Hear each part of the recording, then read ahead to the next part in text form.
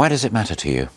Well, we just saw the VT about Lee Rigby. It's about paying tribute to people that are willing to sacrifice their lives or risk their lives every day so that we can live our lives daily the way we do.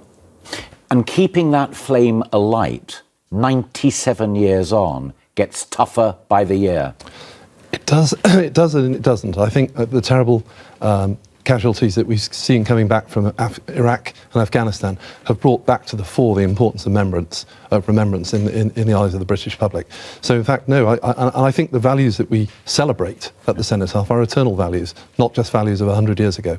Captured brilliantly in that Rudyard Kipling poem. Not one of his most well-known, but amazingly powerful. When did you first hear it? It's my mum used to love reading the poetry to me as I was when I was a young girl, especially First World War poems. And I think as the years go by, these poems immediately bring you back into the shoes of people, ordinary people, mums, fathers, uncles, and you get a feeling, because that's the thing with war. It's a big concept.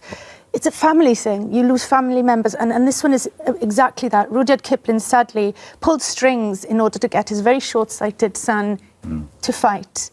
He was killed within 20 minutes of going to the front. Sure. And that's what it's his father's memory for his son. And his, what's the word I'm looking for? His grief. Yeah. A lament. It's very simple. And your great-grandfather was gassed on the front. He was. My daddy, Will, went to the First World War and he was gassed. Luckily, after time, he got his sight back. But many members of my family fought in the Second World War as well. My brother's still in the Metropolitan Police. As I say, I never want to take for granted being able to live in relative security and safety and peace.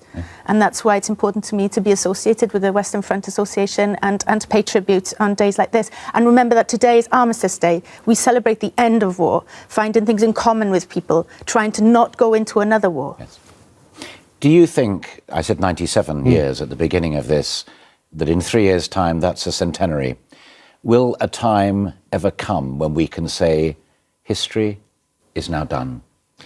I think the profound influence of the Great War on the society that we live in today will still resonate 200 or 300 years from now. The Somme, which we will celebrate last year, changed our society for all time.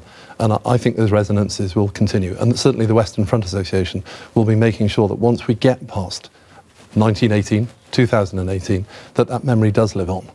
Richard Hughes and Cerys, thank you both very much indeed. Thank you very much.